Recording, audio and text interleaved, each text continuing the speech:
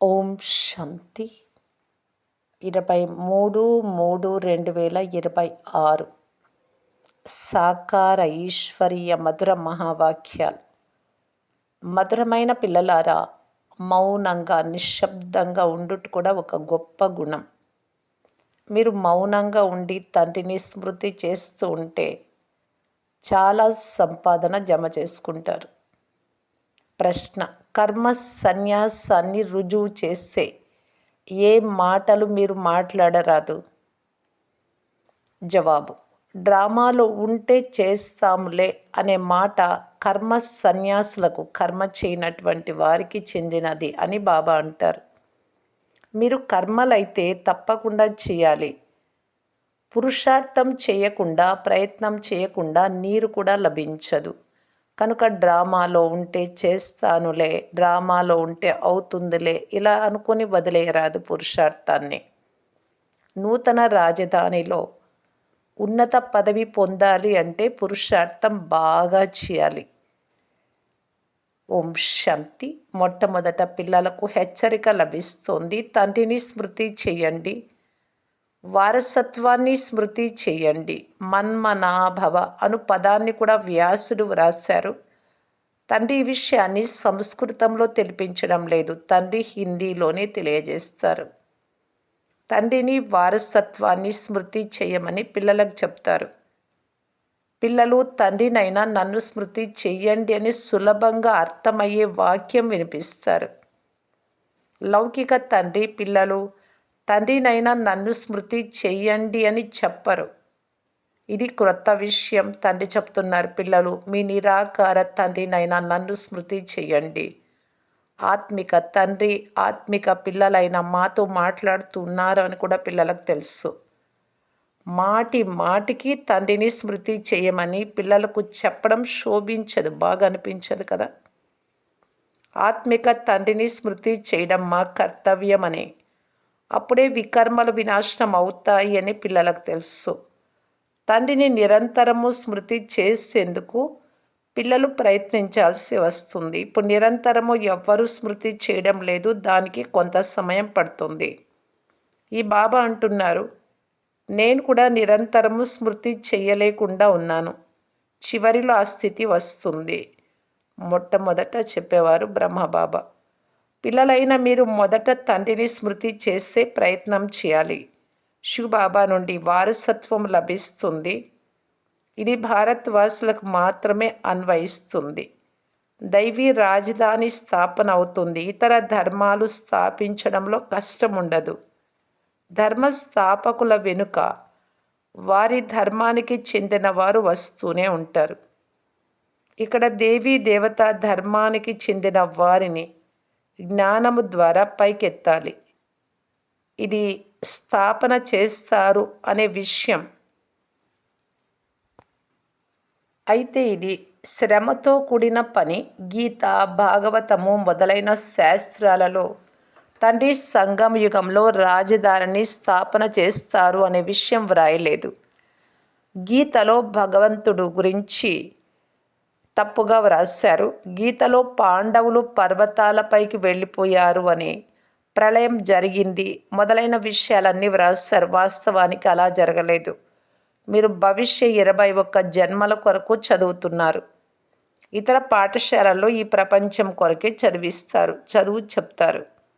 సాధు సత్పురుషులు మొదలైన వారు కూడా భవిష్యత్తు కొరకే చదివిస్తారు. ఎందుకంటే శరీరాన్ని వదిలి ముక్తిధామానికి వెళ్ళి బ్రహ్మంలో లీనమవుతుంది అని, ఆత్మ పరమాత్మలో కలిసిపోతుంది అని వారు భావిస్తారు. కనుక అది కూడా భవిష్యత్తు కొరకే. కానీ భవిష్యత్తు కొరకు చదివించువారు ఒక ఆత్మిక తండ్రి మాత్రమే. ఇతరులు ఎవ్వరూ అలా చదివించలేరు. సర్వుల సద్గతి దాత ఒక్కరే అని మహిమ కూడా ఉంది. అవన్నీ యథార్థమైపోతాయి. ఈ విషయాలు తండ్రి స్వయంగా వచ్చి అర్థం చేయిస్తున్నారు. వారు కూడా సాధన చేస్తూ ఉంటారు. బ్రహ్మలో లీనమయ్యే సాధన యథార్థం, కరెక్ట్గా లేదు. ఎందుకంటే ఎవ్వరూ లీనం అవ్వలేరు తండ్రిలో. బ్రహ్మ మహాతత్వాన్ని గుర్తు చేసుకుంటారు. బ్రహ్మ మహాతత్వము భగవంతుడు కాదు. ఇవన్నీ తప్పులే. అసత్య ఖండంలో అందరూ అసత్యం చెప్పేవారే ఉన్నారు. సత్యఖండంలో అందరూ సత్యం చెప్పేవారే ఉంటారు. సత్యఖండము భారతదేశంలో ఉండేది అని. ఇప్పుడు అది అసత్యఖండంగా ఉంది అని మీకు తెలుసు. తండ్రి కూడా భారతదేశంలోనే వస్తారు. శివ జయంతిని ఆచరిస్తారు, కానీ శివుడు వచ్చి భారతదేశాన్ని సత్యఖండంగా చేశారు అని వారికి తెలియదు. శివుడు రానే రారు అని వారు భావిస్తారు. వారికి నామరూపాలే లేవు అని అంటారు. కేవలం పతిత పావనుడు అని, జ్ఞానసాగరుడు అని ఊరికే చులుక పలుకులు పలుకుతూ మహిమ చేస్తారు. తండ్రే స్వయంగా వచ్చి అర్థం చేయిస్తారు. కృష్ణ జయంతిని జరుపుకుంటారు. గీతా జయంతి కూడా ఉంది. కృష్ణుడు వచ్చి గీత వినిపించారు అని అంటారు. శివుడు వచ్చి ఏం చేస్తారో ఎవ్వరికీ తెలియదు. వారు ఎలా వస్తారు? నామరూపాలే లేవు కదా అని అంటారు. తండ్రి చెప్తున్నారు, స్వయంగా నేనే వచ్చి పిల్లలకు అర్థం చేయిస్తూ ఉన్నాను. ఇప్పుడు నేను ఇచ్చి జ్ఞానం మళ్ళీ ప్రాయలోపమైపోతుంది. తండ్రి స్వయంగా తెలుపుతున్నారు, నేను వచ్చి భారతదేశాన్ని మళ్ళీ స్వర్గంగా తయారు చేస్తాను. పతిత పావనుడు తప్పకుండా ఎవరో ఒకరు ఉంటారు కదా. ముఖ్యమైనది భారతదేశ విషయమే. భారతదేశమే ఇప్పుడు పతితంగా ఉంది. పతిత పావనుడిని కూడా భారతదేశంలోనే పిలుస్తారు. ఇప్పుడు విశ్వంలో సైతాన్ రాజ్యం నడుస్తూ ఉంది అని స్వయం చెప్తారు. బాంబులు మొదలైనవి తయారు చేస్తూ ఉన్నారు. వాటి ద్వారా వినాశనం జరుగుతుంది. అందుకు ఏర్పాట్లు చేస్తూ ఉన్నారు. వారు రావణుడితో ప్రేరేపించబడినట్లు ఉన్నారు. రావణ రాజ్యం ఎప్పుడు సమాప్తం అవుతుంది? కృష్ణుడు వచ్చినప్పుడు అని భారతవాసులు అంటారు. కానీ శివబాబా వచ్చి ఉన్నారు అని మీరందరికీ తెలుపుతారు. వారే సర్వుల సద్గతి దాత. నన్ను స్మృతి చేయండి అని తండ్రి చెప్తున్నారు. ఈ మాటలు ఇతరులెవ్వరూ చెప్పలేరు. ఈ తండ్రి మాత్రమే నన్ను స్మృతి చేస్తే మలినాలు తొలగిపోతాయి అని చెప్తున్నారు. మీరు సతో ప్రధానంగా ఉండేవారు. ఇప్పుడు మీ ఆత్మలలో మలినాలు ఏర్పడ్డాయని స్మృతి ద్వారా మాత్రమే తొలగుతాయి అని ఇప్పుడు మీరు తెలుసుకున్నారు. దీనిని స్మృతి యాత్ర అని అంటారు. నేను ఒక్కరినే పతిత పావనుడను. నన్ను స్మృతి చేసినందున మీ వికర్మలు వినాశనం అవుతాయి. దీనిని యోగాగ్ని అని అంటారు. బంగారును అగ్నిలో వేసి దాని నుండి మలినాలను తొలగిస్తారు. మళ్ళీ స్వచ్ఛమైన బంగారంలో కల్తీని కలిపేందుకు కూడా అగ్నిలో వేస్తారు. తండ్రి చెప్తున్నారు, అది కామచితి, ఇది జ్ఞానచితి. ఈ యోగ అగ్నితో మలినాలు తొలగిపోతాయి. మీరు కృష్ణపురంలోకి వెళ్లేందుకు అర్హులుగా అవుతారు. కృష్ణ జయంతి పండుగ రోజున కృష్ణుని పిలుస్తారు. కృష్ణునికి కూడా తండ్రి నుండి వారసత్వం లభిస్తుంది అని మీకు తెలుసు. కృష్ణుడు స్వర్గానికి యజమానిగా ఉండేవాడు. కృష్ణుడికి ఆ పదవినిచ్చింది తండ్రియే. రాధాకృష్ణులే తర్వాత లక్ష్మీనారాయణలుగా అవుతారు. పెద్దగైన తర్వాత రాధాకృష్ణుల పుట్టిన రోజును జరుపుకుంటారు. లక్ష్మీనారాయణల గురించి ఎవ్వరికీ తెలియదు. మనుష్యులు పూర్తిగా తికమకపడి ఉన్నారు. ఇప్పుడు పిల్లలైన మీరు ఇతరులకు కూడా ఈ విషయాలు అర్థం చేయించాలి. మొట్టమొదట గీతలో నన్ను ఒక్కరినే స్మృతి చేయమని చెప్పినదెవరు అని అడగండి. వారు కృష్ణుడు చెప్పినారు అని భావిస్తారు. భగవంతుడు నిరాకారుడు అని. వారి ద్వారానే శ్రేష్టమైన మతం, అత్యంత శ్రేష్టమైన శ్రీమతం, సర్వులకు సద్గతి లభిస్తుంది. బ్రహ్మ విష్ణు శంకరులను కూడా గీతా భగవానుడు అని అన్నారు. వారు శరీరధారి అయిన కృష్ణుడు అని అంటారు. అందువలన ఎక్కడో తప్పు జరిగింది అని తప్పకుండా రుజువు అవుతుంది. మనుషులు చాలా తప్పు చేశారు అని మీరు అర్థం చేసుకున్నారు. రామరాజ్యాన్ని, రాజయోగాన్ని పతిత పావనుడైన తండ్రి నేర్పించారు. రాజయోగము ద్వారానే రామరాజ్యం వస్తోంది. చాలా పెద్ద పెద్ద తప్పులు ఏవైతే జరిగాయో వాటిపై ఎక్కువ తీవ్రంగా తెలపాలి. మొదటిది, ఈశ్వరుడు సర్వవ్యాపి అని చెప్పడం. రెండవది గీత భగవంతుడు కృష్ణుడు అని చెప్పడం. ఇవి చాలా పెద్ద తప్పులు. ఇంకా కల్పము లక్షల సంవత్సరాలు అని అనడం. ఇవన్నీ కూడా తప్పులే కదా. కల్పం అంటే లక్షల సంవత్సరాలది కాదు. పరమాత్మ సర్వవ్యాపి కారు. వారు ప్రేరణతో అన్ని పనులు చేస్తారు ఎక్కడో ఉండి అని అంటారు, కానీ అలా జరగదు. ప్రేరణ ద్వారా పావనంగా చేయరు. ఈ విషయాలన్నీ తండ్రి సన్ముఖంలో కూర్చొని అర్థం చేస్తున్నారు. నన్ను ఒక్కరినే స్మృతి చెయ్యండి. ప్రేరణ అనే పదం తప్పు. శంకరుడి ప్రేరణ వలన బాంబులు మొదలైనవి తయారు చేస్తారు అని అంటారు, కానీ ఇదంతా డ్రామాలో రచింపబడి ఉంది. ఈ యజ్ఞము ద్వారానే వినాశ జ్వాల వెలువడింది.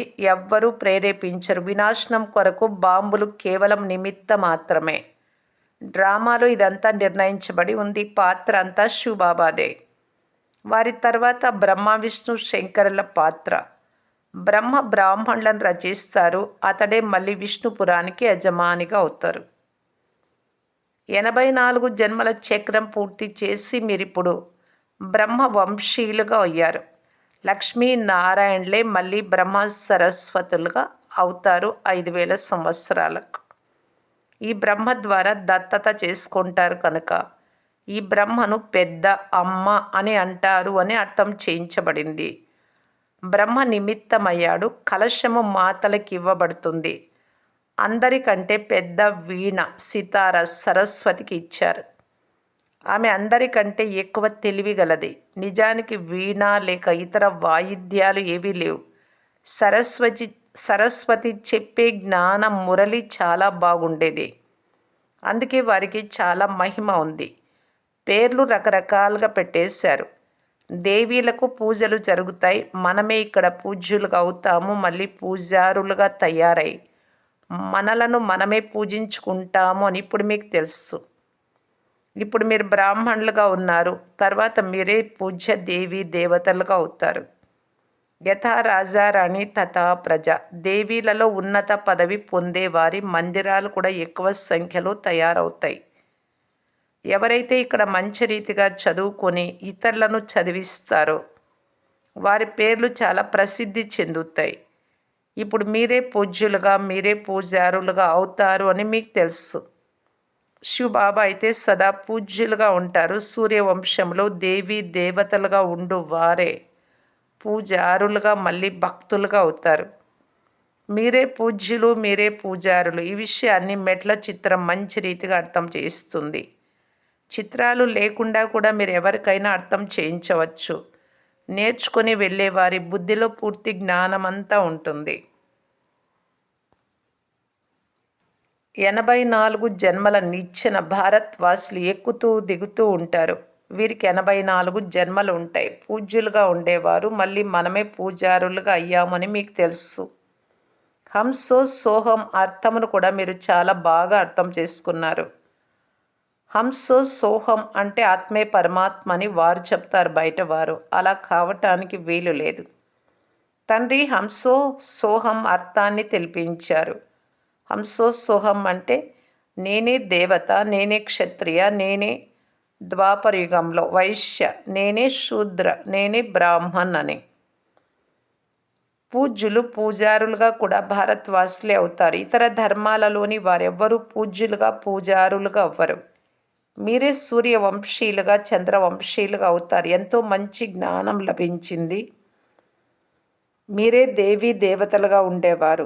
ఆత్మలైన మీరు మొదట శాంతిధామ నివాసులు. ఈ చక్రం తిరుగుతూ ఉంటుంది. దుఃఖం కలిగినప్పుడు తండ్రిని స్మృతి చేస్తారు. తండ్రి చెప్తున్నారు, నేను దుఃఖ సమయంలో వచ్చి సృష్టిని పరివర్తన చేస్తాను. అంతేకాని నూతన సృష్టిని క్రొత్తగా రచించేది లేదు. పాత దానిని క్రొత్తగా చేసేందుకు నేను వస్తాను. తండ్రి సంగం యుగంలోనే వస్తారు. ఇప్పుడు నూతన ప్రపంచం తయారవుతూ ఉంది. పాత ప్రపంచం సమాప్తం అవ్వనున్నది. ఇవన్నీ బేహద్ అనంతమైన విషయాలు. మీరు తయారైతే రాజధాని అంతా తయారవుతుంది. కల్పకల్పము ఎవరు ఏ పదవి పొందారో దాని అనుసారమే పురుషార్థం జరుగుతూ ఉంటుంది. కానీ డ్రామాలో ఏ పురుషార్థం చేసి ఉండినారో అదే చేస్తాములే అని అనుకోరాదు. పురుషార్థమంతూ చెయ్యాలి. కల్పకృతం కూడా ఇదే ప్రయత్నం చేశాము అని చెప్పబడుతుంది. సదా పురుషార్థమే, ప్రయత్నమే గొప్పది. ప్రాలబ్ధంపై ఆధారపడరాదు. పురుషార్థం చేయకుంటే, ప్రయత్నం చేయకుంటే ప్రాలబ్ధం లభించదు. పురుషార్థం చేయకుంటే నీరు కూడా త్రాగలేరు. కర్మ సన్యాసము అను పదం తప్పు. తండ్రి చెప్తున్నారు, గృహస్థ వ్యవహారంలో కూడా ఉండాలి. బాబా అందరిని ఇక్కడే కూర్చోబెట్టుకోరు. శరణాగతికి మహిమ ఉంది. వారిని దుఃఖ పెట్టినందున మళ్ళీ తయారవ్వాల్సి ఉంది, అంటే బట్టి తయారు కావాల్సి వచ్చింది. కనుక వారు వచ్చి తండ్రి వద్ద శరణు తీసుకున్నారు. దాదీలు శరణు అయితే ఇవ్వాల్సిందే కదా. ఒక్క పరంపిత పరమాత్మనే శరణు జొచ్చాలి. గురువులు మొదలైన వారి శరణు తీసుకోరు. చాలా దుఃఖం కలిగినప్పుడు విసిగిపోయి వచ్చి శరణు తీసుకుంటారు.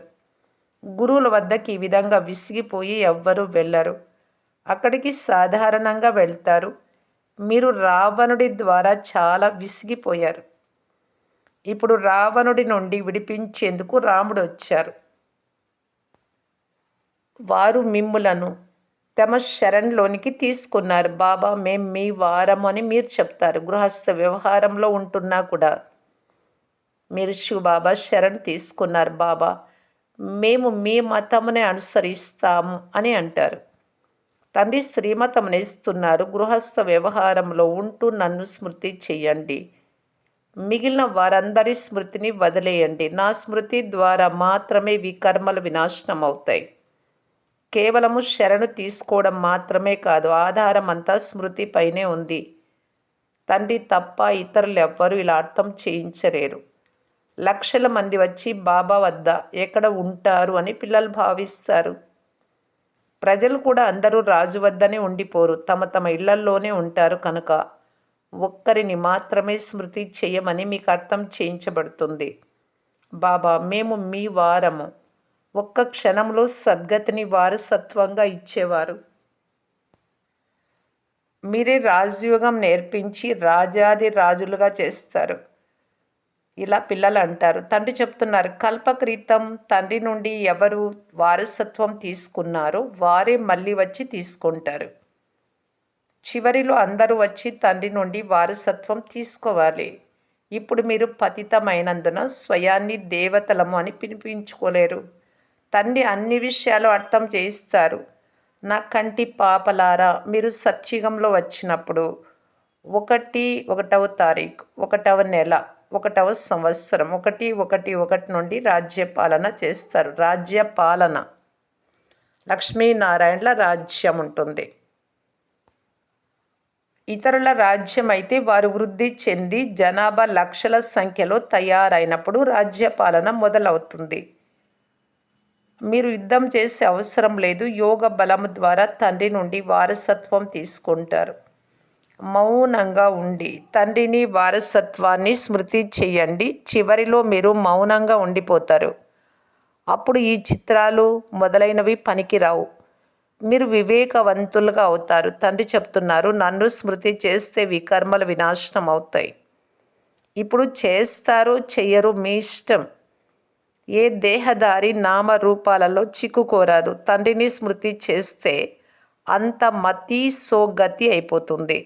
మీరు నా వద్దకు వచ్చేస్తారు. సంపూర్ణ ఉత్తీర్ణులుగా అయ్యే వారికి రాజ్యం లభిస్తుంది. ఆధారమంతా స్మృతి యాత్రపైనే ఉంది. పోను పోను చాలామంది క్రొత్త వారు కూడా వస్తారు. మంచిది. మధురాతి మధురమైన అపురూపమైన పిల్లలకు మాతాపిత బాప్దాదాల ప్రియ స్మృతులు మరియు గుడ్ మార్నింగ్. ఆత్మిక పిల్లలకు ఆత్మిక తండ్రి నమస్తే. ధారణ కొరకు ముఖ్య సారము. ఫస్ట్ పాయింట్, ఏ దేహధారి నామ రూపాలలోనూ చిక్కుకోరాదు. ఒక్క తండ్రి శ్రీమతమును అనుసరిస్తూ సద్గతిని పొందుకోవాలి. మౌనంగా ఉండాలి. సెకండ్ పాయింట్, భవిష్య 21 జన్మల కొరకు ఇప్పుడు బాగా చదువుకొని ఇతరులను చదివించాలి. చదువుకొని చదివించడం వల్లనే పేరు ప్రసిద్ధి చెందుతుంది. వరదానము, మన్మతము పరమతమును సమాప్తం చేసి నీకు నచ్చినట్టు మన్మతం పరమతం ఇతరులు చెప్పినట్టు ఇవి రెండు సమాప్తం చేసి శ్రీమతంపై శివబాబా చెప్పినట్టు నడుచుకుంటే పదమాల సంపాదన జమ చేసుకునే పదమాపదం భాగ్యశాలి భవ. శ్రీమతమును అనుసరించేవారు ఒక్క సంకల్పం కూడా మన్మతము లేక పరమతమును అనుసరించి చెయ్యరు. స్థితి యొక్క స్పీడ్ తీవ్రంగా లేకుంటే తప్పకుండా శ్రీమతంలో ఎంతో కొంత మన్మతము లేక పరమతం మిక్స్ అయి ఉంది అని అర్థం.